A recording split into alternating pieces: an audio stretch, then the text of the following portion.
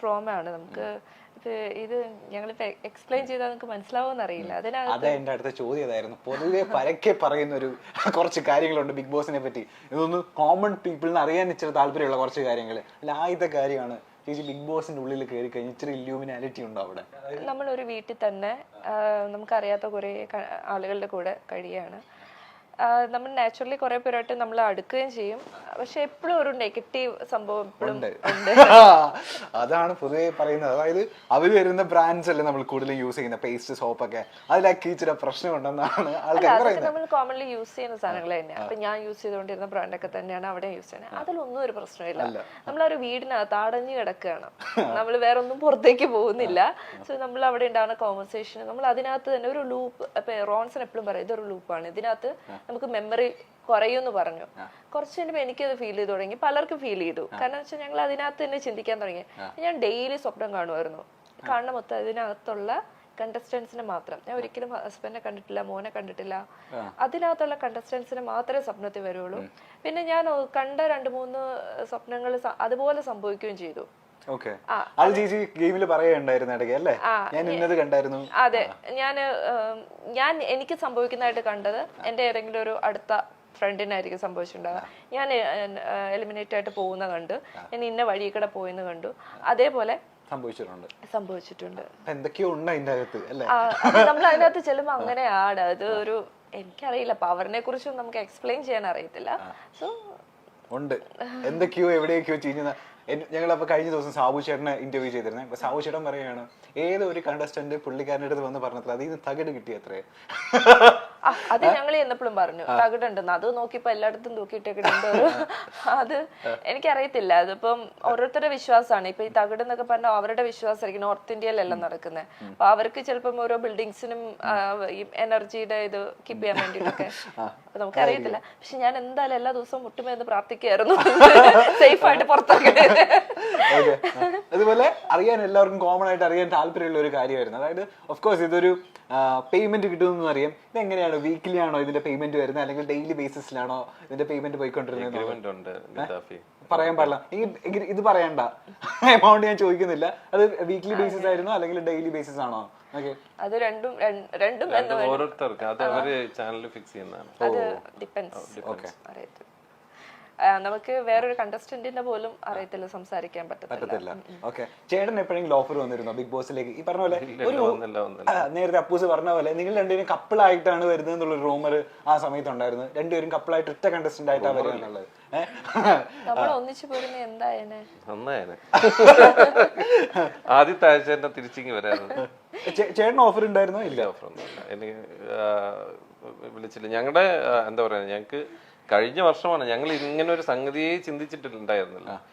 അപ്പോൾ കഴിഞ്ഞ വർഷമാണ് യാദർശികമായിട്ട് ധന്യക്ക് ഇങ്ങനെ ഒരു ഓഫർ വരികയും അത് വന്നു. അതിന് മുമ്പത്തെ വർഷമെല്ലാം ധന്യ ബിഗ് ബോസിൽ പോകുന്നുണ്ടെന്ന് പറഞ്ഞൊക്കെ ന്യൂസ് പറഞ്ഞിട്ട് കാര്യമില്ല. അടുത്ത സീസണിൽ ചേട്ടനെ വിളിച്ചു കഴിഞ്ഞാൽ ചേട്ടൻ പോവോ? അന്ന് നമുക്ക് ഒന്നാമത്തെ കാര്യം, എനിക്ക് അതിനുള്ള ഒരു അതിനെപ്പറ്റി ഞാൻ ചിന്തിച്ചിട്ടില്ല. ഞാൻ ഇങ്ങനെ ഒരു ഹൗസിനകത്ത് പോകുന്നതിനെ പറ്റി ഞാൻ അതിനകത്ത് നിന്ന് ഞാൻ എന്നെ സങ്കല്പിച്ച് ഞാൻ കണ്ടിട്ടൊന്നുമില്ല. അപ്പൊ ഇതുവരെ എന്തായാലും എനിക്ക് കോളൊന്നും വന്നിട്ടില്ല. ഞാനും ഇതുപോലെ ചിന്തിച്ചോണ്ടിരുന്ന കേട്ടോ. ഇപ്പൊ പറഞ്ഞ പോലെയൊക്കെ എനിക്ക് അതിനകത്ത് പോണെ കുറിച്ച് ചിന്തിക്കാൻ പറ്റത്തില്ലായിരുന്നു. പക്ഷെ എനിക്ക് കോൾ വന്നപ്പോ ശരി പേരോട് പിന്നെ നോക്കാം. മണിക്കുട്ടൻ പോകില്ലാന്ന് പറഞ്ഞിരുന്ന മണിക്കുട്ടനെ ഞാൻ നല്ല സുഹൃത്തുക്കളാണ്. ഇതിനിടയിൽ നമ്മൾ പരിചയപ്പെടേണ്ട ഒരാളുണ്ട്. ഞാൻ ഇതിന്റെ ഇടയിൽ വിട്ടുപോയതാ പരിചയപ്പെടുത്താൻ. ഹലോ, ഒന്ന് വരുമോ? ക്യാമറയുടെ ഫ്രണ്ടിലേക്ക് വരുമോ? ഞാൻ അവിടുത്തെ സൂപ്പർ സ്റ്റാറിന്റെ പേരൊന്ന് പറയോ? പേര് പറ. Johan Samson John. എന്റെ ഭയങ്കര പേരാണല്ലോ. തന്റെ ഏറ്റവും ഇഷ്ടപ്പെട്ട എന്താ ഫീച്ചർ എന്താന്ന് അറിയോ എനിക്ക്? കണ്ണ്. നല്ല കണ്ണാന്ന് എല്ലാരും പറയാറുണ്ടോ? തനിക്ക് ഇല്ല? എന്നാ ഞാൻ പറഞ്ഞേക്കും നല്ല കണ്ണാ. പറഞ്ഞിട്ടുണ്ടോ? രഞ്ജു ചേട്ടൻ പറഞ്ഞ ഓർമ്മയുണ്ടോ? നമ്മുടെ ഒരു ക്യാമറമാൻ ഉണ്ട് എന്റെ സീരിയലില്, പുള്ളി പറയുമായിരുന്നു. നല്ല കണ്ണെന്നാണ്. ഇയാൾക്ക് സിനിമയിൽ അഭിനയിക്കാൻ താല്പര്യം ഉണ്ടോ? അമ്മേനെ പോലെ അച്ഛനെ പോലെയൊക്കെ താല്പര്യമുണ്ട്. അച്ഛനോട് പറയായിരുന്നില്ലേ എനിക്ക് സിനിമയിൽ അഭിനയിക്കണം? പക്ഷേ ഇപ്പോഴല്ല, വലുതായിട്ട്. ഇനി വലുതായില്ല ഞാൻ. അവൻ കുഞ്ഞല്ലേ? എനിക്ക് 9 വയസ്സായിട്ട്. 9 വയസ്സായിട്ടുള്ളോ? പ്രായമൊന്നും പറയണ്ട. ക്ലാസ്സിൽ ചെല്ലുമ്പോ പറയാറുണ്ട് പിള്ളേരൊക്കെ അച്ഛന്റെ അമ്മയുടെ ഫാനാണ്, അമ്മ എന്തെടുക്കുന്നു അച്ഛൻ എന്തെടുക്കുന്നു എന്നൊക്കെ ചോദിക്കാറുണ്ടോ? അറിയോ പിള്ളേർക്കൊക്കെ അറിയോ അമ്മ ആക്ട്രസ് ആണെന്നും അച്ഛൻ? അപ്പൊ താനെന്ത് പറയും?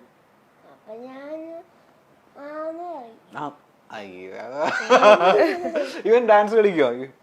ഡാൻസ് കളിച്ചിട്ടൊക്കെ ഉണ്ട്, ചെയ്യും കുറച്ച് സാധനങ്ങൾ. പിന്നെ ഞാൻ ഡാൻസ് എനിക്ക് എന്റെ ഇഷ്ടപ്രകാരം ഞാൻ പഠിച്ച്, നമുക്ക് താല്പര്യം ഇല്ലാതെ ചുമ്മാ ഫോഴ്സ് ചെയ്ത് വിട്ടിട്ട് കാര്യമൊന്നുമില്ല. പിന്നെ കീബോർഡ് വായിക്കാനൊക്കെ ഇഷ്ടമാണ്, കീബോർഡ് വായിക്കും. പിന്നെ എന്താ പറയുന്നേ, പാട്ട്, ചെസ് കളിക്കും, റോളർ സ്കേറ്റിംഗ്, ഇവന് ഇഷ്ടമുള്ള എല്ലാ നമ്മള് അവസരങ്ങളും ട്രൈ ചെയ്ത് പോകുന്നുണ്ട്. അപ്പൊ ഒന്നിനും ഫോക്കസ് കൊടുത്തിട്ടില്ല ആള്. അവന് താല്പര്യമുള്ളത് ഏതാന്ന് പറഞ്ഞ അവൻ. ഇന്ന് നിനക്ക് സംസാരിക്കാനുള്ള സമയമാണ്. നിനക്ക് എന്താ താല്പര്യമുള്ള? എല്ലാം താല്പര്യമുണ്ട്. അച്ഛനോടാണോ അമ്മയോടാണോ ഇച്ചിരി താല്പര്യം കൂടുതലുള്ളത്? പക്ഷെ ഈക്വൽ ആണോ? ആരാ പാവം? ആരാ ഈക്വൽ ആണോ? പക്ഷെ എന്താണ് ഇത്? വളരെ സേഫ് ആണ്. അച്ഛന്റെ മകൻ തന്നെയാണോ അവൻ? നമ്മള് അച്ഛനെ അമ്മനെ സിനിമയില് ടിവിയിലൊക്കെ കാണുന്ന പോലെ തന്നെയാണോ വീട്ടില്? എന്നാലും ഇച്ചിരി കുറുമ്പൊക്കെ ഉള്ള ആർക്കാ, ദേഷ്യമൊക്കെ ഉള്ള ആർക്കാ? നീ മനസ്സ് തുറന്ന് പറ, ഒന്നും പറയൂല. ഈക്വൽ ആണോ?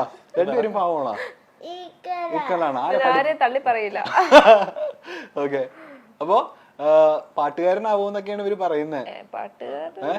സിനിമയിൽ അഭിനയിക്കാൻ കുറച്ചുകൂടെ വലുതാകുന്ന സമയത്ത് പാട്ട് പാടട്ടെ അല്ലേ? ഇപ്പൊ പാട്ട് പാടുന്ന ആഗ്രഹമാണ്, പഠിച്ചു തുടങ്ങി. പക്ഷെ വലിയ അങ്ങനെ അത്ര, പക്ഷെ അവൻ കീബോർഡ് ഒക്കെ വായിക്കാൻ ഇഷ്ടമാണ്, പാട്ട് പഠിക്കാനും ഇഷ്ടമാണ്, എല്ലാത്തിനോടും ഇഷ്ടമുണ്ട്. ഓക്കെ, എന്തായാലും താങ്ക് യു മാൻ. നമ്മള് വിളിച്ചപ്പോ ഉടനെ തന്നെ വന്നില്ലേ? Thank you so much. അപ്പൊ പിള്ളേരെയൊക്കെ അന്വേഷിച്ചു എന്ന് പറയാം ക്ലാസ്സിൽ കേട്ടോ. Thank you. അപ്പൊ നിന്റെ മേരിഗിരി സ്കൂളിലോ നിന്റെ ക്ലാസ്സിലെ എല്ലാവർക്കും ഏത് സ്കൂളിലാണ് പഠിക്കുന്നത്? ഏത് സ്കൂളിലാണ് പഠിക്കുന്നത്? മേരിഗിരി പബ്ലിക് സ്കൂളിൽ എല്ലാവർക്കും ഒരു ഹായ് പറഞ്ഞുതരാ. തീർന്നാ? അത്രയുള്ള? Thank you ma'am, thank you so much. ഇതുപോലെ നമ്മള് ചേച്ചിയുടെ ഒരു വീഡിയോ ഈ പറഞ്ഞ പോലെ ബിഗ് ബോസിന് ശേഷമാണോ എന്നറിയില്ല, ഭയങ്കര വൈറലായിരുന്നു, മില്യൺ പോയൊരു വീഡിയോ ഉണ്ട്. ഈ പറഞ്ഞ പോലെ എല്ലാവരും അത് കഴിഞ്ഞതിന് ശേഷം ചേച്ചിയോട് ചോദിച്ച സംഭവമായിരിക്കും കൃപാസനത്തിന്റെ ഡേറ്റ് ഒക്കെ ഓർമ്മയുണ്ടല്ലോ അല്ല? ഇപ്പൊ ഞാൻ അത് കേട്ടാണ് ഓർത്തെടുത്തത്. ഓർമ്മിപ്പിക്കല്ലേ? അവിടെ നിന്നപ്പോ ഡേറ്റ് ഞാൻ പറഞ്ഞങ്ങ് ഒരു പറഞ്ഞങ്ങ് പോയി. കുറച്ചിന് എനിക്ക് മനസ്സിലായി, ഓക്കെ ഡേറ്റ് മാറി. പിന്നെ ഞാൻ ഓർത്ത് എന്ത് കാര്യം ഇരിക്കുന്നു തിരുത്തി പറയണ്ട, ഞാൻ സാക്ഷ്യം പറഞ്ഞങ്ങ് പോണു. ഈ ഡേറ്റിലൊന്നും നമ്മൾ അത്ര ശ്രദ്ധിച്ചില്ല. ഇത് ഇവര് സാക്ഷ്യങ്ങളെല്ലാം ഇവര് വീഡിയോ എടുത്ത് അവരുടെ യൂട്യൂബിൽ ഇടുമെന്നും ഇത് ഇത്ര ലക്ഷങ്ങൾ കാണുമെന്നും ഇതിന്റെ ഇടയിൽ നമ്മളെ ട്രോളാൻ ആളുകൾ വരുമെന്നും നമ്മൾ പ്രതീക്ഷിക്കുന്നില്ലല്ലോ. അപ്പൊ അത് ഞാനങ്ങ് വിട്ടു. ഞാൻ പറഞ്ഞ ഡേറ്റ് ഇത്ര തെറ്റിയിട്ടുണ്ട് എന്നൊക്കെ പറഞ്ഞങ്ങ് പോയി. കുറച്ച് കഴിഞ്ഞപ്പോഴാണ് ഡേറ്റിന്റെ വേൾഡ്, ഡേറ്റിനെ മാത്രം പറഞ്ഞെങ്കിൽ വിഷമമൊന്നുമില്ലായിരുന്നു. പിന്നെ ഡേറ്റ് അല്ല, ഞാൻ അവിടെ പോയതിന്റെ ബേസിൽ എന്തൊക്കെ നെഗറ്റീവ് കമന്റ്സ് യൂഷ്വലി വന്നത്? പൈസ വാങ്ങിച്ച് പറയാന്ന് പറയുന്നത് അതൊരു ഒരാളുടെ ഒരു വിശ്വാസത്തെ അത് പറയുന്നത്. ഒന്ന് എനിക്ക് കൃപാസനം പോലെയുള്ള ഒരു ഇതിന് ക്യാഷ് മേടിച്ച് നമ്മൾ പോയി ചെയ്യേണ്ട ഒരു കാര്യമൊന്നുമല്ല. കാരണം ഞാനൊരു ബിലീവർ ആണെന്ന് എല്ലാവർക്കും അറിയാം. അപ്പോൾ അങ്ങനെ ചെയ്യാൻ നമ്മൾ വിശ്വസിക്കുന്ന ആരും പോയി ചെയ്യത്തില്ല. ഇങ്ങോട്ട് കാശ് മേടിച്ച് നമ്മള് ബേസിക്കലി നമ്മളെ പഠിപ്പിക്കുന്ന തന്നെ അങ്ങോട്ട് കൊടുക്കുക എന്നുള്ളതാണ്. അപ്പൊ നമ്മൾ ഇങ്ങോട്ട് മേടിച്ചിട്ട് നമ്മൾ ഇങ്ങനെയുള്ള കാര്യങ്ങൾ ചെയ്യത്തില്ല. അപ്പോൾ പ്രത്യേകിച്ച് സാക്ഷ്യം പോലുള്ള കാര്യങ്ങളൊക്കെ, കാരണം നമ്മളെ വിശ്വാസത്തെ അത് നേരെ ഉൾട്ടയാണ്. അപ്പം അങ്ങനെ പറഞ്ഞപ്പോ വല്ലാതെ ഫീലായി. കാരണം ഇങ്ങനെ ഒരു ബാക്കി ഇപ്പൊ ഡേറ്റ് തെറ്റിന് ട്രോളൊക്കെ ഞാൻ പ്രതീക്ഷിച്ചു. കാരണം ചിലപ്പം അത് വരാം. പക്ഷെ ഇത് കാശ് മേടിച്ചു. പിന്നെ പറയുന്ന മൊത്തം ഈ ഒരു കൃപാസനത്തെ കുറിച്ച് വളരെ നെഗറ്റീവ് ആയിട്ടുള്ള കുറെ കാര്യങ്ങൾ. ഞാൻ അപ്പോഴാണ് ഇതിന്റെ നെഗറ്റീവ് കാര്യങ്ങൾ കേൾക്കുന്നത്. അതുവരെ ഞാൻ യൂട്യൂബ് ചാനൽ, കൃപാസനത്തിന്റെ യൂട്യൂബ് ചാനൽ ഞങ്ങൾ കാണാറില്ല, ഇല്ലായിരുന്നു, ഞങ്ങൾ കണ്ടിട്ടുമില്ല. പക്ഷെ ഇതിനകത്ത് ഇവളുടെ അമ്മയ്ക്ക് ലേക്ക് ഷോറില് സർജറി ആയിരുന്ന സമയത്ത് നമ്മൾ കൃപാസനത്തിൽ പോയിരുന്നു പ്രാർത്ഥിച്ചിട്ടുണ്ട്. അത് ആ മൊമെന്റ് ഒന്നും ഇവർക്ക് ആർക്കും മനസ്സിലാവില്ല. ഇതിപ്പം ഈ അമ്മയുടെ കാര്യം പോലും അറിയാവുന്ന ഒരാളോട് ഇരിപ്പുണ്ട്, അതുകൊണ്ട് എനിക്ക് അതിനകത്ത് ഇതിനകത്ത് ഈവൻ ഈ നിങ്ങളുടെ മൈൽ സ്റ്റോൺ അല്ലേ, നിങ്ങള് ഗദ്ദാഫിയുടെ പ്രൊഡ്യൂസറിന് തന്നെ മീറ്റ് ചെയ്തിട്ടുള്ളത് പ്രൊഡ്യൂസർ തന്നെയല്ലേ ഈ പ്രോഗ്രാം പ്രൊഡ്യൂസർ? അല്ല, ഈ പ്രോഗ്രാമിന്റെ PR-ക്ക് അവിടെ ഇരിക്കുന്ന ആളിന് വളരെ നന്നായിട്ട് അറിയാവുന്നതെന്ന് പറഞ്ഞാൽ അദ്ദേഹം ലേക്ക് ഷോറിൽ എന്നെ മീറ്റ് ചെയ്തിട്ടുണ്ട്. എപ്പോഴെന്ന് പറഞ്ഞാൽ അവിടുത്തെ മീഡിയ ടീമിൽ വർക്ക് ചെയ്തുകൊണ്ടിരുന്നപ്പോ ധന്യയുടെ അമ്മയുടെ സർജറിയുടെ സമയത്ത് അവിടെ പോയിരുന്നു. ആ സമയത്താണ് നിങ്ങളുടെ PR കണ്ടിട്ടുള്ളത്. ഇനി ചിലപ്പോ നമ്മൾ പൈസ കൊടുത്ത് നിങ്ങളെ പോലൊരു ടീമിനെ ഇറക്കി ഗദ്ദാഫിക്ക് കേരളത്തിൽ പോവാം, അങ്ങനെയും പറയും. ഒരു സാധ്യതയില്ല. നമ്മൾ 10 പൈസ മുടക്കിയിട്ട് ഇങ്ങനെ ഒരു കാര്യം നമ്മളെ ബേസിക്കലി അറിയാവുന്നവർക്ക് അറിയാം, ഒരു സാധ്യതയില്ലെന്ന്. പക്ഷെ അറിയില്ലാത്തവർക്ക് തോന്നും ചിലപ്പോ അങ്ങനെയാണ്.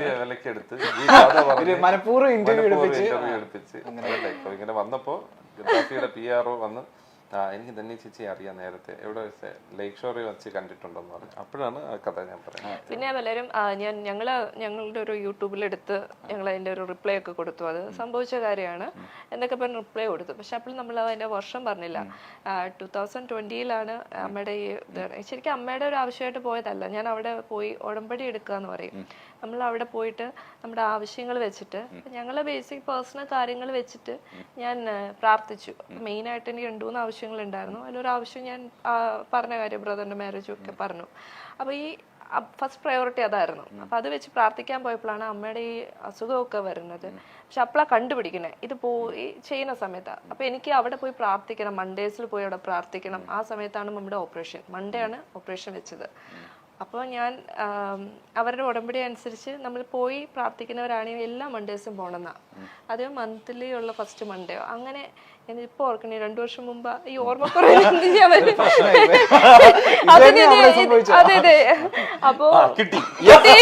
അപ്പൊ പിന്നെ ഓർമ്മയില്ല. ഇത് ഇവിടെ അവള് അത് കിടന്ന് വളഞ്ഞു പിടിക്കാന്നൊക്കെ പറയും. എനിക്ക് എന്നെ കൊണ്ട് ഇതേ പറ്റൂ, ക്ഷമി, അതേ പറ്റൂ.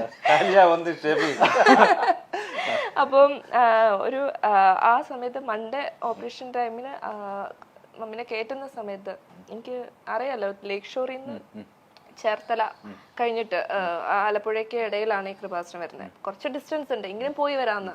നമുക്കൊരു 2 hours ജേർണി അങ്ങോട്ടും ഇങ്ങോട്ടും വരത്തുള്ളൂ മാക്സിമം. അപ്പൊ ഇത്രയും സമയമുണ്ട്. പിന്നെ രാത്രി നൈറ്റാണ് ഇറക്കുന്നത്. അപ്പൊ ഞാൻ അവിടെ പോയി ആ ഓപ്പറേഷൻ നടക്കുന്നത് അതിന് വേണ്ടിയിട്ടും എല്ലാത്തിനും കൂടെ.